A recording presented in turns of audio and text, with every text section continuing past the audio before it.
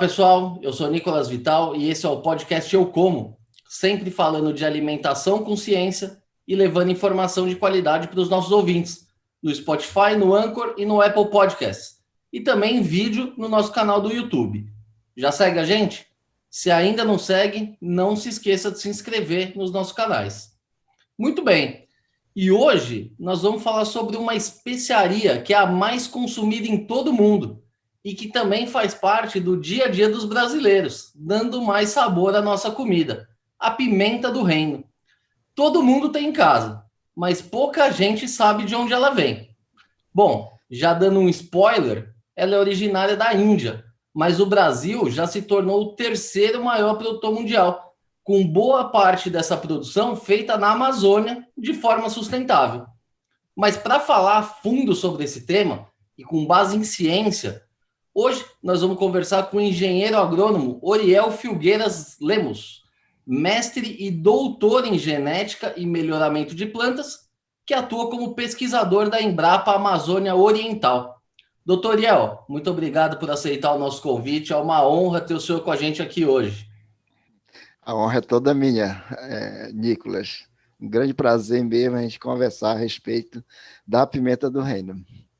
Doutor, então começando essa conversa aqui do começo.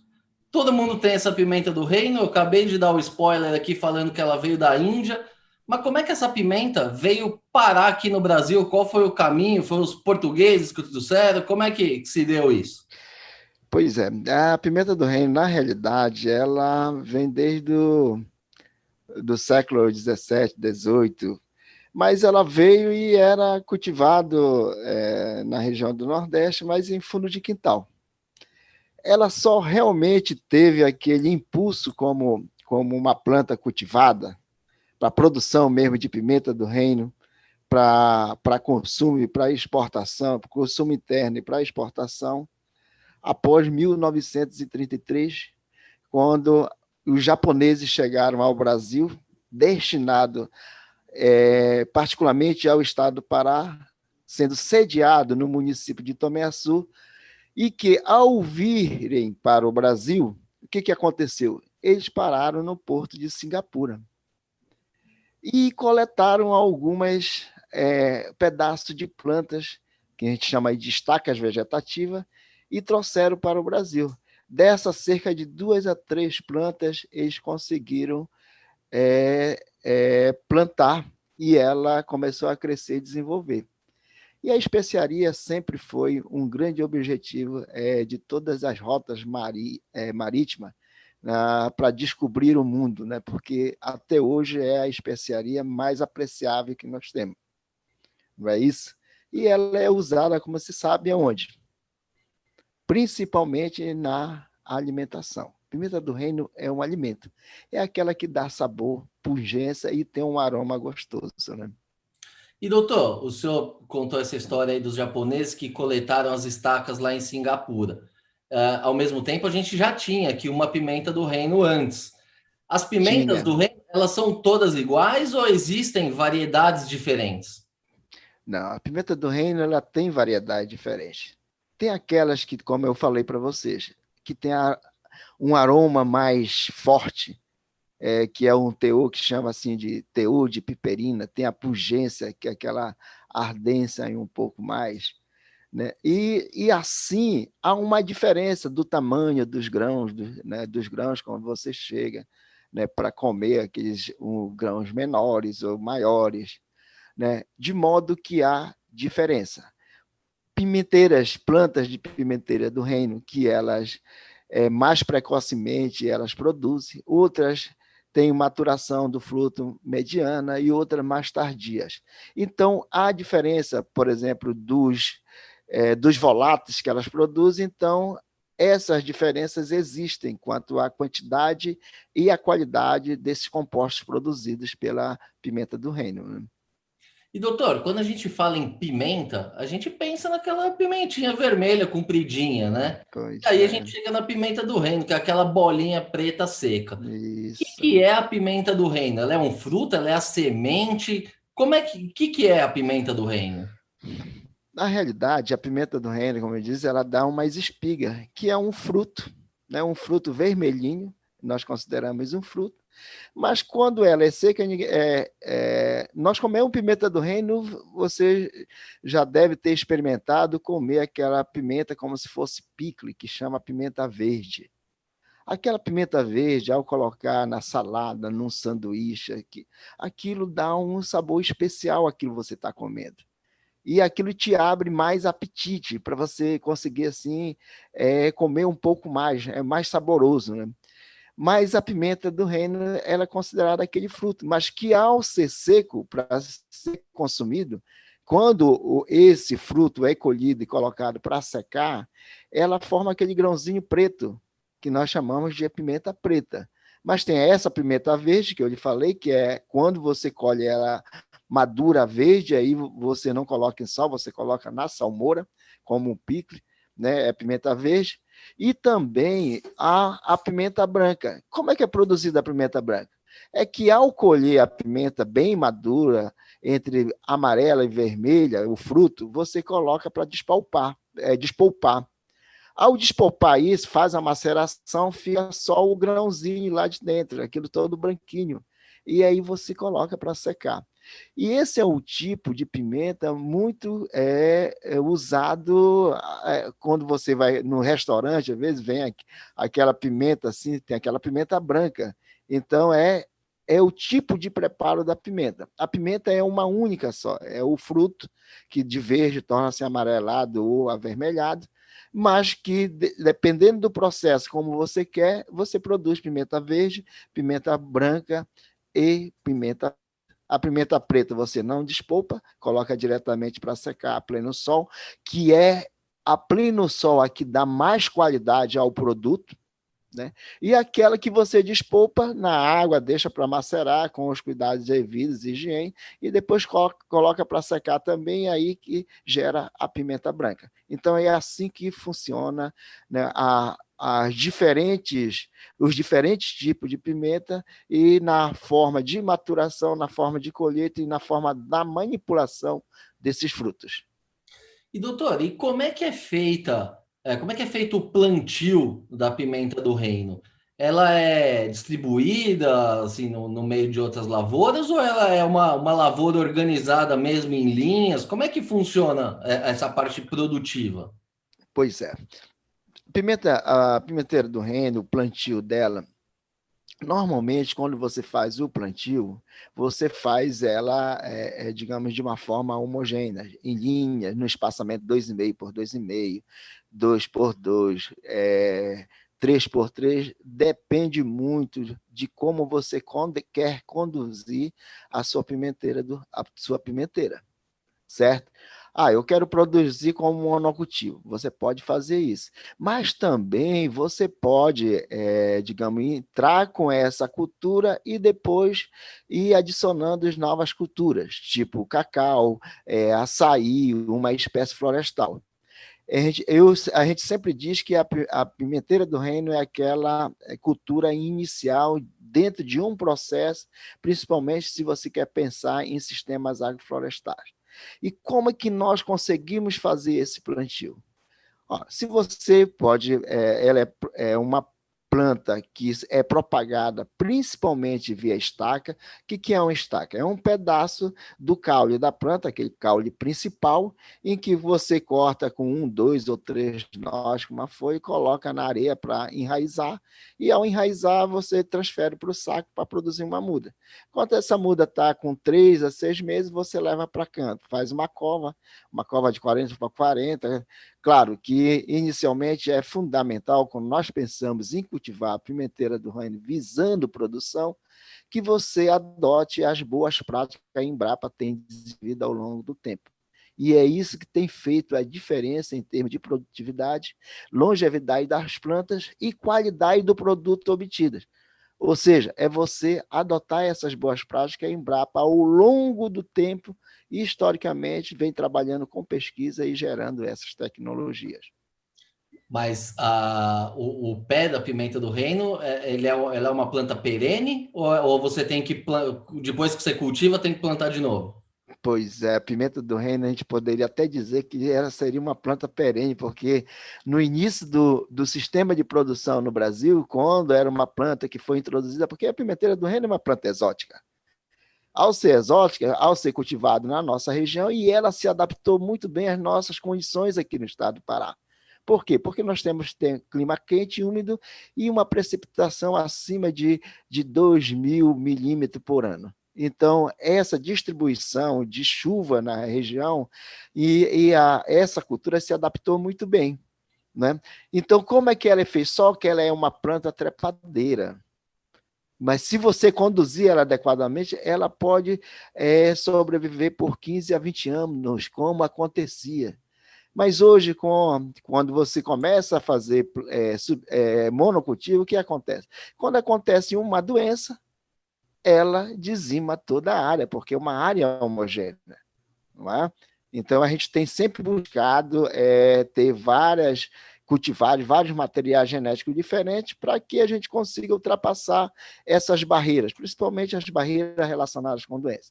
Mas nós sabemos que a doença só ocorre quando as nossas condições, o nosso sistema imunológico, ele não está adequado. Né? Principalmente quando você fala em doença na área vegetal. Nós temos que ter aquilo que vai causar a doença, por exemplo, no nosso caso, a principal doença que acometeu várias plantações, a morte, era a fusariose. Esse fungo já existia no solo. Então, como é que ele ataca a planta? Ele tem que ter condições favoráveis. A planta é suscetível, você tem um fungo, mas só para ele ocorrer, ele tem que ter as condições favoráveis. Como nós não temos material genético que seja resistente, o que nós estamos e temos trabalhado ao longo desse tempo? Nós temos trabalhado as que nós chamamos de boas práticas, em que a gente consiga fazer com que a planta produza sem ser acometida da doença que o fungo está ali no solo, aquele micro-organismo está no solo, aquilo que vai causar a doença na planta. Porque se ele não tiver condição favorável, ele não ocorre, ele não vai provocar a doença. Então, assim a gente tem trabalhado. Por questões de doença, o que aconteceu? A nossa cultura passou a ter, em média, o ciclo econômico produtivo, em média de 6 anos, 5 a 7 anos, 6 anos em média. Aí, tá. Mas o que vem ocorrendo ultimamente? E aí vem o que nós chamamos aqui, o que a pesquisa tem buscado e tem trabalhado para que não ocorra essas questões e você consiga produzir por mais tempo. É que nós desenvolvemos essas boas práticas. Só para você ter uma ideia, antes, como ela é uma planta trepadeira, ela precisa de quê? Ela precisa de um suporte. Ela precisa que nós chamamos de um tutor. E como que era o tutor desde o início no nosso sistema de produção? Era um estacão de madeira, que nós precisaríamos fazer o quê? Cortar árvores, cortar aquela árvore, tirar os estacões de 2,5 a 3 metros, e plantar a pimenta do reino, tendo esse estacão como suporte para que a planta subisse nesses estacões e aí produzisse. Mas a Embrapa, pensando na sustentabilidade do sistema de produção, o que a Embrapa desenvolveu? A Embrapa desenvolveu um sistema em que ela usa uma outra planta, que nós chamamos um tutor vivo, e que é esse tutor vivo, o que vai acontecer? Ela vai servir de suporte para a nossa pimenteira do reino crescer e produzir. E qual o grande diferencial disso tudo? Imagine, se é uma planta aqui, ela está sequestrando carbono e é uma leguminosa, essa glicídia que nós usamos, ela fixa nitrogênio do ar. E é muito mais barato. Enquanto eu pago entre 9 a 25 reais no estacão de madeira, uma estaca de glicídia ela está custando entre 3 a 5 reais no máximo. E isso, a grande vantagem disso é que nós não vamos precisar hoje cortar mais nenhuma árvore para produzir pimenta do reino. E isso nós dissemos que é um sistema sustentável, porque além de não cortar mais nenhuma árvore, nós estamos evitando fazer isso para cultivar pimenteira do reino. O que vai estar acontecendo? Nós estamos sequestrando o carbono que existe no ar da queima, e ainda fixando nitrogênio, e que isso vai levar o quê? À diminuição do uso de adubos químicos. E esse sistema vai melhorar a vida do solo. Só para você ter uma ideia, sabe o que acontece quando nós cultivamos a pimenteira do reino em glicídia ao longo do tempo? Até minhoca você começa a tirar desse solo. Veja só, nós estamos falando numa macro, né, macrofauna aí, já as minhocas, você vai lá, consegue. Oh, quem tem um riozinho aí, quer pescar lá, quer tirar uma minhoca, pode ir lá nessa área e tirar essa minhoca. Veja só como é que nós estamos tentando buscar sistemas sustentáveis. E isso vai fazer com que o solo tenha mais vida e a planta tenha mais longevidade. E, doutor, o Pará é o segundo maior produtor de pimenta do reino no Brasil, né? E como é que esse cultivo é feito? É no meio da floresta ou já é em fazendas abertas? E Pois é. aproveitando o gancho, qual seria, o senhor falou bastante das boas práticas, qual seria o modelo ideal? É possível o cara ter ali um pé de açaí junto com a pimenteira?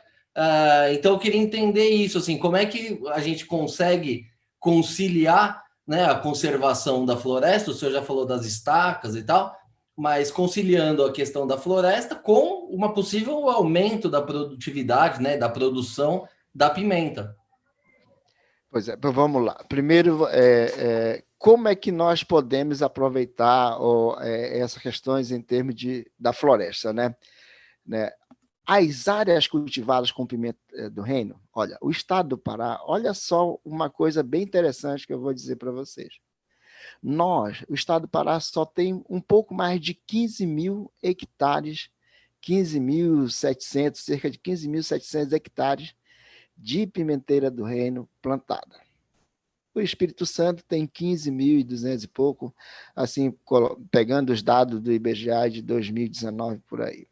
Né? Mas o que tem acontecido? Todo o sistema nosso de produção é em áreas que já foram abertas, em áreas que, digo assim, já antropizadas, áreas até degradadas. Então, nós estamos aproveitando essas áreas também para cultivar a pimenta do reino. Veja como é interessante. Isso em 15 mil hectares, um pouco mais, quase 16 mil, já tem obtido. E isso que nos tem levado aqui, uma coisa muito importante, é geração de emprego e renda. Só para você ter uma ideia, a cada tonelada de pimenta do reino produzida é um emprego que nós geramos no setor agrícola.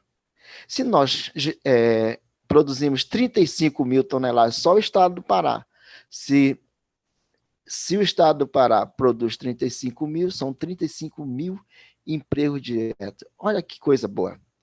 E é uma cultura tipicamente de quê? De agricultores familiares.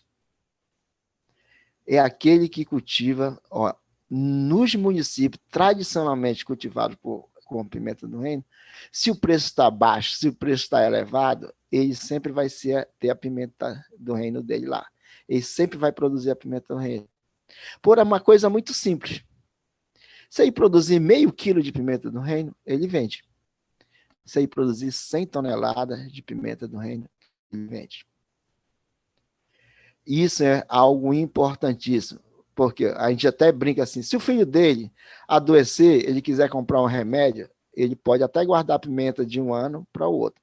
Ele vai lá, digamos, no local onde tem a pimenta, pega um saco de pimenta do reino e vai vender lá na rua para comprar o remédio do filho. Veja só que a gente diz que é uma poupança verde que ele tem.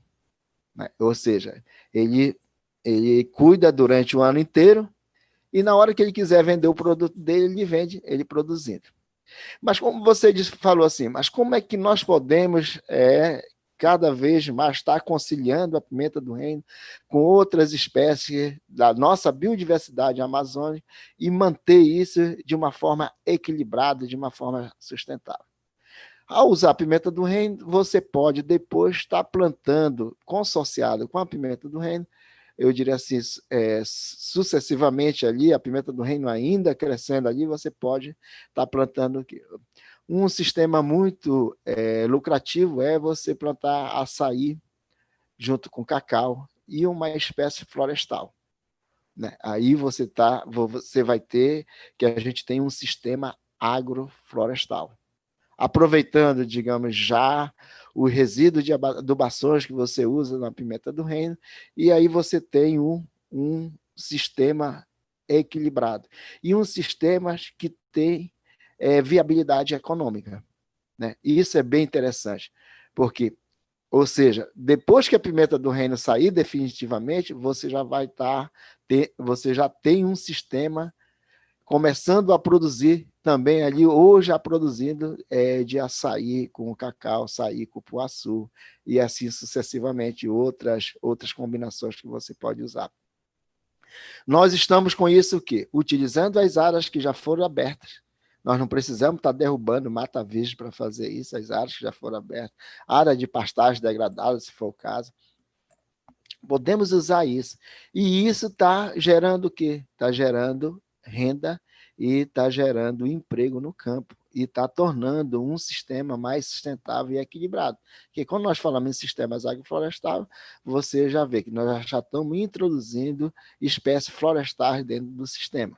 Aí, como eu já falei anteriormente, sequestrando carbono e as outras coisas e mantendo a vida em equilíbrio do solo, né? E, doutor, o senhor disse que a área plantada aí no Pará é mais ou menos parecida com a área também do Espírito Santo, né? Mas Isso. a produção do Espírito Santo é quase o dobro da produção paraense. O que explica essa diferença em termos de produtividade? O que o Espírito Santo tem que o Pará ainda não tem? Pois é. Aí que vem a grande questão quando nós dissemos assim, por que não adotar tecnologias? Se nós somos os primeiros, nós fomos os primeiros a partir da introdução pelos japoneses, que foi se expandindo. Só para te ter ideia, a aptidão para plantar pimenta do reino pode ser plantada em todo o estado do Pará. Mas uma coisa fundamental que o Espírito Santo tem, e que tem utilizado muito bem, é a irrigação. Né? A irrigação é um fator fundamental. Você vê essas questões de mudanças climáticas, o que tem acontecido?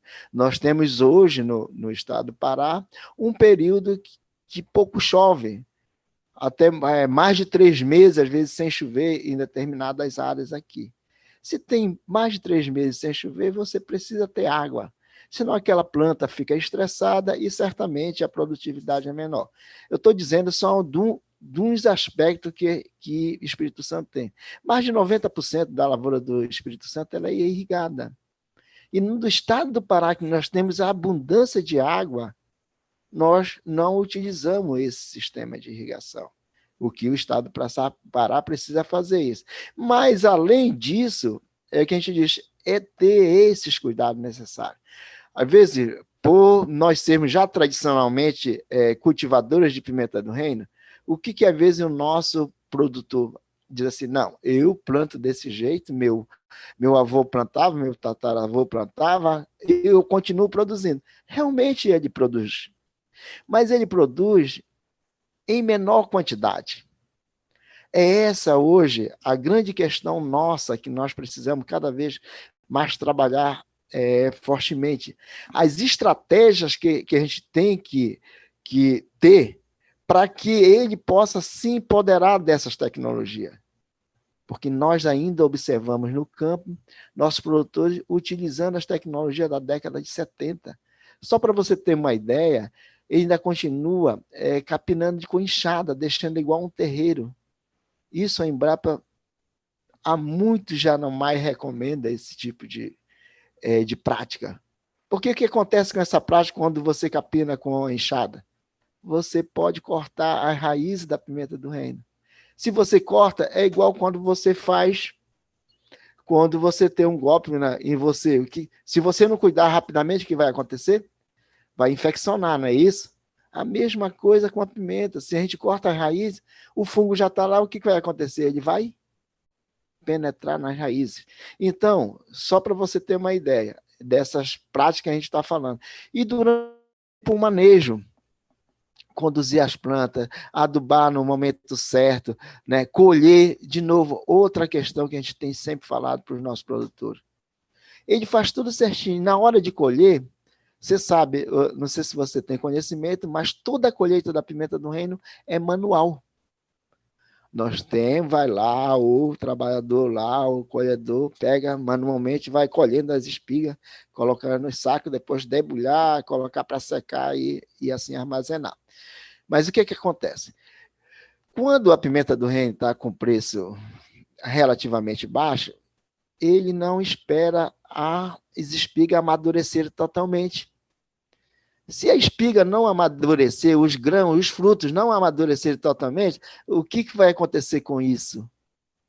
Nós vamos produzir muita grão xoxo, aqueles grão leve, porque ainda não completou a maturação daquele fruto.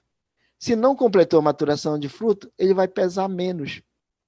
E na hora que ele for ver quanto ele vai estar produzindo por planta, ele está produzindo menos de 2 quilos por planta, 1,5 kg, 1 quilo.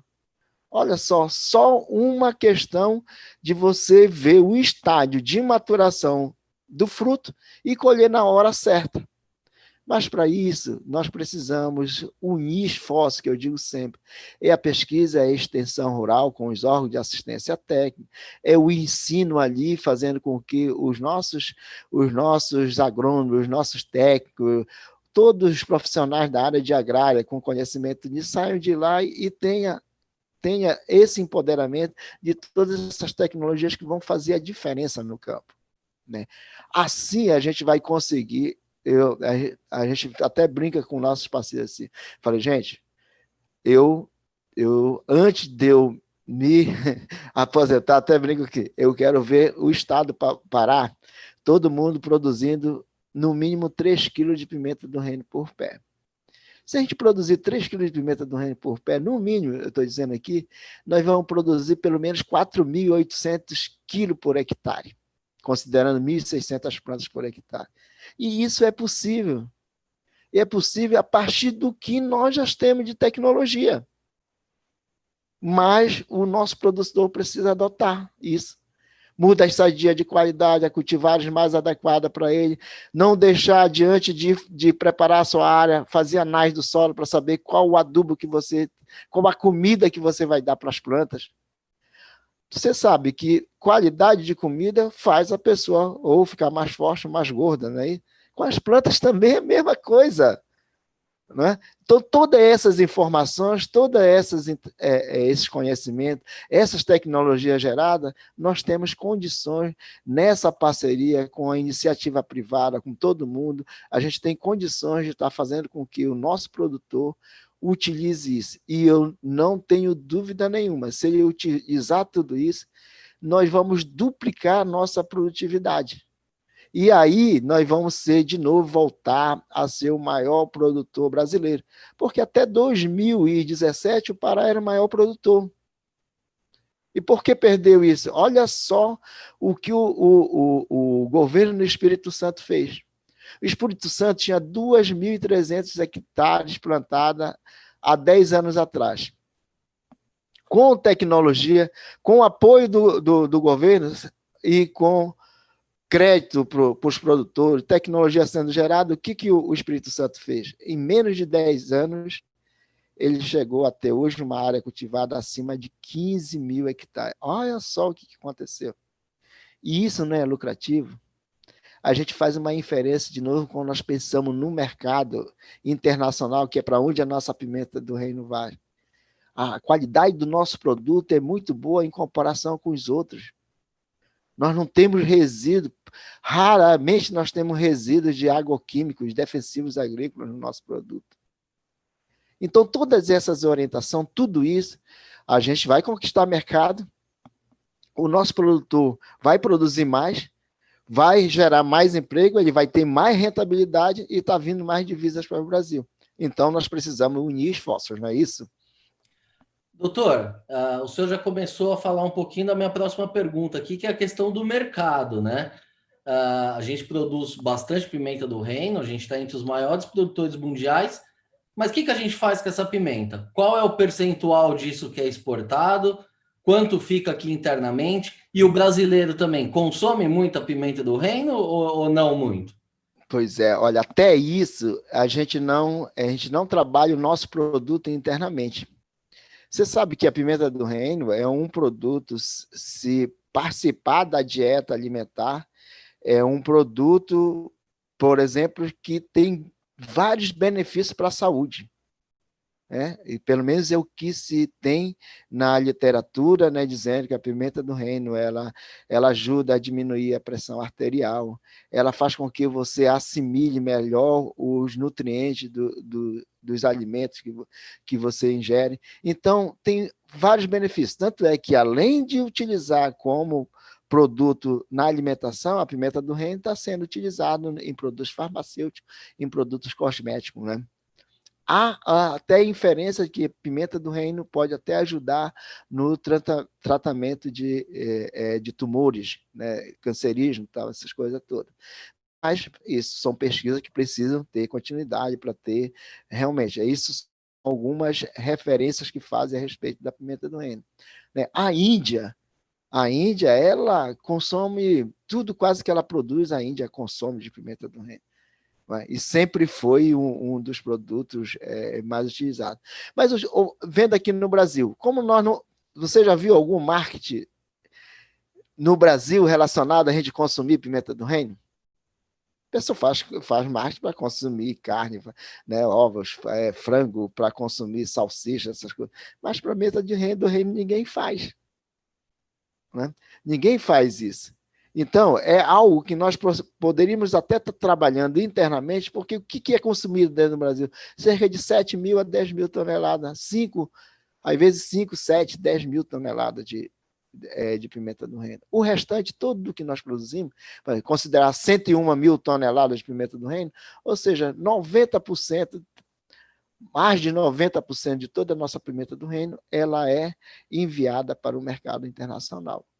Há quem compra a nossa pimenta pela qualidade também que nós temos. Nosso produto é muito bem aceito, mas ele pode conquistar mais mercado, mais fatia de mercado, e tem mais nicho de mercado relacionado à pimenta do reino. Porque se você diz assim, a variação hoje, você vende 1 quilo de pimenta do reino por R$12, uma média de R$12.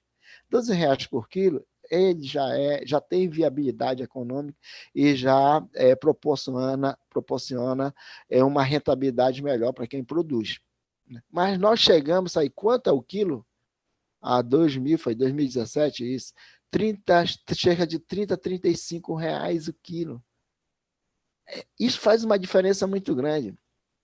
Eu, que sou de uma cidade pequena chamada Baião, que produz muita pimenta do reino, a gente vê os produtores, a alegria, comprando carro novos, tal, essas coisas. Faz a diferença, gente. Mas todo mundo agora vai produzir pimenta do reino? Não é assim, lógico que nós precisamos ter um planejamento relacionado a isso, né? Mas se nós produzirmos, e o Brasil for o maior produtor de pimenta do reino, toda a pimenta do reino brasileira vai ser vendida. Nós temos um mercado para isso. Nós precisamos cada vez produzir melhor e com mais qualidade. Assim a gente vai ter muito mercado, nós vamos conquistar mercado, nós vamos desbancar esses outros países. Porque o nosso produto... Olha só uma questão que você falou de sustentabilidade. Nós secamos a nossa pimenta a pleno sol. Enquanto os países podem estar gastando lenha para secar em forno de fogo direto ou indireto, nós secamos nossa pimenta a pleno sol. Quer mais sustentabilidade que isso? Em termos de produção, em termos de beneficiamento da nossa produção, do nosso produto. E tudo isso, quando alguém vai comprar lá no mercado internacional, que agora cada vez mais a questão da rastreabilidade está vindo à tona, há uma exigência dos nossos consumidores, essa pimenta brasileira, como ela é produzida, quem produziu vai ter todo um código lá, o QR Code lá para saber, não, é produzido no estado do Pará, no município de Baião, quem produziu foi o fulano de tal, ele utilizou tutor vivo, lá não tem trabalho infantil, a secagem, a plenição, ou seja, todas essas informações. Por isso que é fundamental para quem produz pimenta do reino ter cada dia mais consciência e mais clareza que nós estamos caminhando nessa direção. Então, se ele produzir dessa forma, com as boas práticas agrícolas, certamente nosso produto brasileiro cada vez mais vai ter aceitação no mercado internacional e nós teremos condições de vender tudo que nós produzimos e sermos o maior produtor mundial. Doutor, e hoje, quais são os grandes produtores mundiais de pimenta do reino? E eles conseguem ter um valor maior pelo produto? Pois é, ó, nós temos o Vietnã, que é o maior produtor, mas se você pensar no Vietnã, o Vietnã tem muitos produtos com contaminação química, pelo uso de defensivos que usa. E no Brasil nós nem temos defensivos agrícolas no Brasil registrado para uso em pimenta do reino, nós poucos utilizamos. Então, por isso que eu digo assim, e os nossos parceiros com quem a gente tem trabalhado, as empresas exportadoras, estão cada vez mais conscientes de que o Brasil tem todas as condições necessárias para se tornar o maior produtor, porque o nosso produto vai ter maior competitividade. O que nós precisamos é só acertar determinados detalhes na adoção das nossas boas práticas. E isso é um trabalho que nós precisamos realmente fazer em parcerias. Desde o produtor, as mudas de qualidade, comprando se ele vai comprar, ele tem que comprar em viveirista credenciado no mapa, que tenha fiscalização, para que ele não tenha nenhum problema depois de doenças precocemente no seu pimental. Então, todos esses aspectos é importante. O Brasil ele tem condições de superar, por exemplo, o Vietnã, que é o maior produtor, produz cerca de uma média de 250 mil toneladas. O Brasil produziu 100. Se nós duplicarmos a nossa produção, a gente não vai chegar a 200 mil sem precisar nem aumentar a área. Então, essas questões que a gente tem colocado hoje à tona, a gente tem discutido muito com os nossos parceiros e com o produtor. Ao invés dele ter 1.000 pés, pequeno produtor que a gente diz assim, ele tem 1.000 pés que ele não tem condições de cuidar, produzindo 1 quilo por pé, é melhor ele ter 500 pés, cuidando bem, produzindo 3 quilos. Ele vai produzir 1.500 quilos por pé, nesses 500 pés. Olha só a diferença, só utilizando as boas práticas, não é? É muito interessante essas questões que a gente tem discutido ultimamente, que podem realmente fazer a diferença no sistema de produção e para o produtor, né? E, doutor, o senhor está citando, né, a não utilização de defensivos nessas lavouras, até porque não tem produto registrado. Isso é um ponto positivo, que a gente pode vender isso como orgânico, mas também pode ser um ponto negativo, né? Lembrando que há não muito tempo atrás um fungo quase dizimou aí a produção local, né? Como é que o senhor enxerga isso?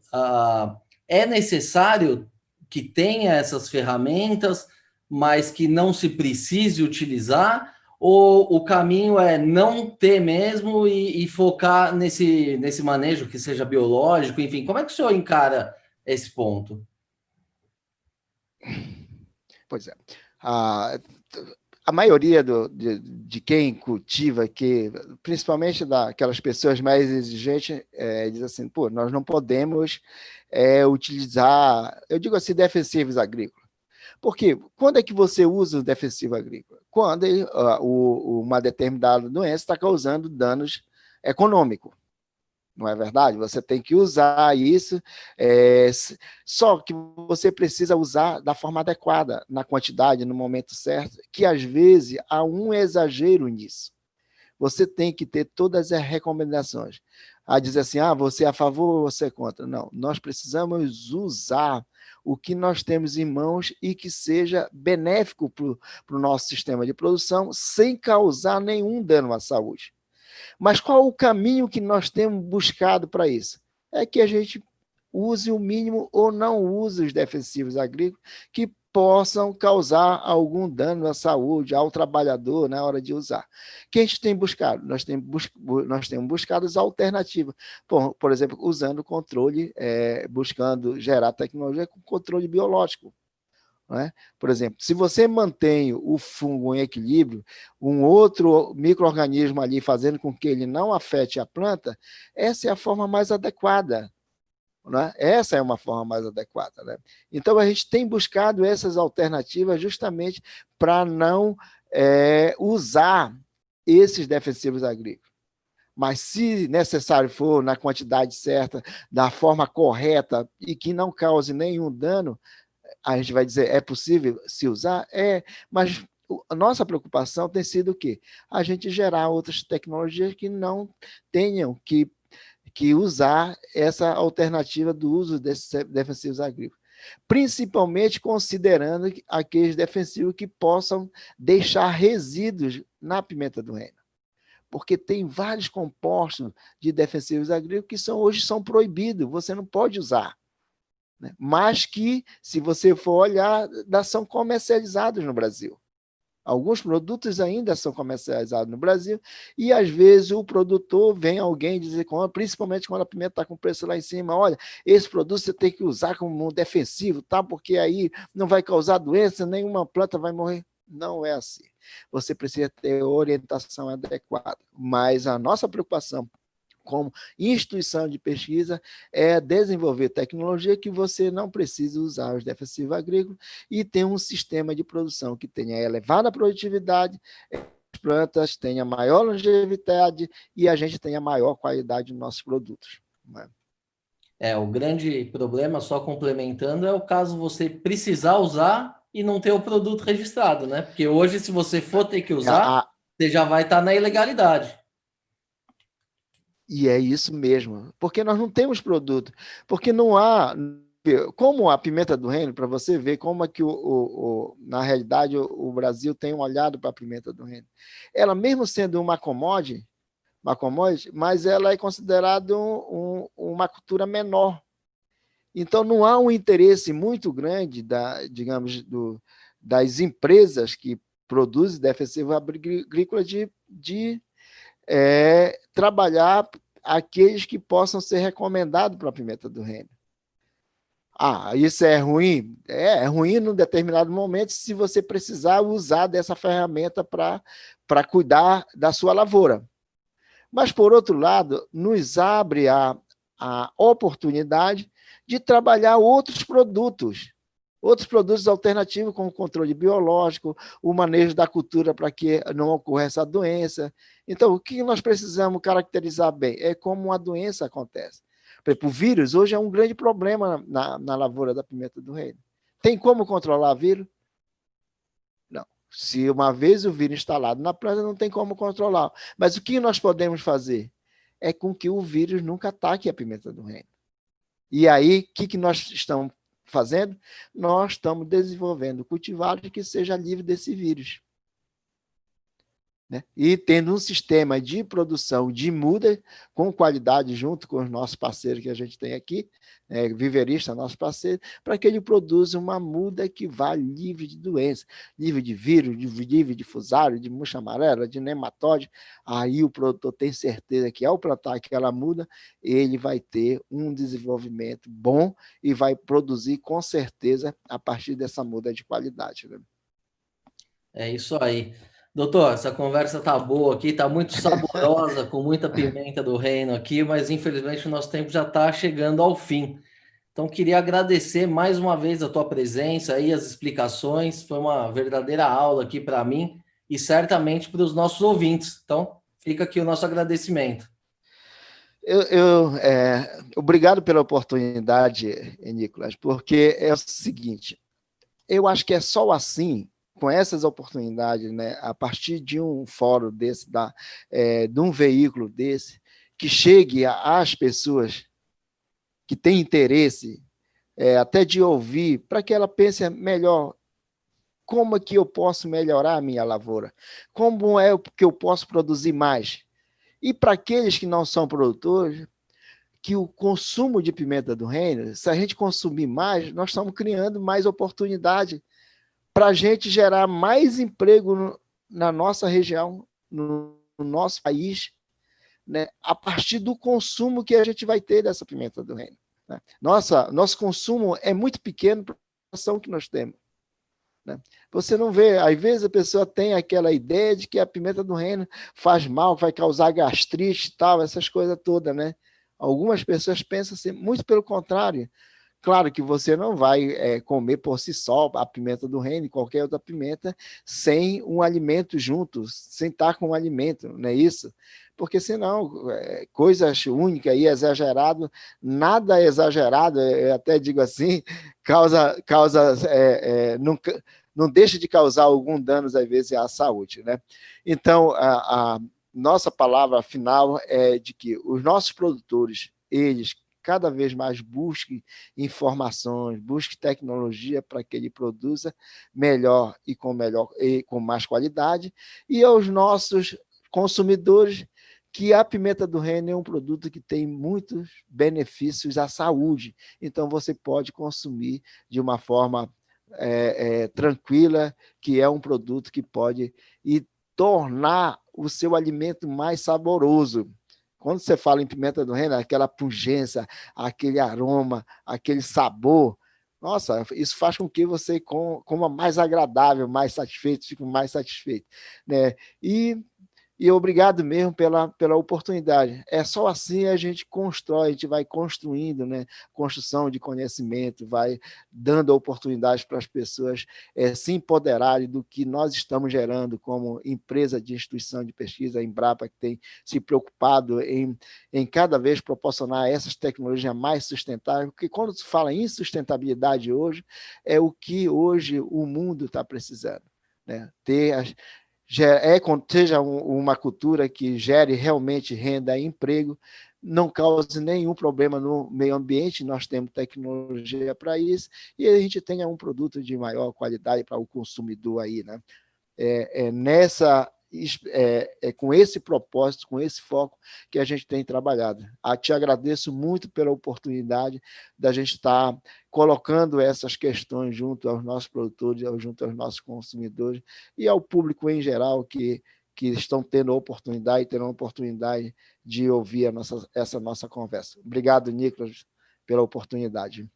Eu que agradeço. A Embrapa sempre parceira aqui do nosso podcast. Estamos sempre aí à disposição de vocês. Obrigadão. Muito bem, pessoal. Essa edição do podcast Eu Como vai ficando por aqui. Se gostou da entrevista, não esqueça de se inscrever nos nossos canais no YouTube, no Spotify ou na sua plataforma de streaming favorita. Aproveite e siga a gente também no Facebook e no Instagram. Lembrando que esse podcast tem o patrocínio da Crop Life Brasil e volta com a sua programação normal na próxima sexta-feira. Por hoje é isso e até a próxima.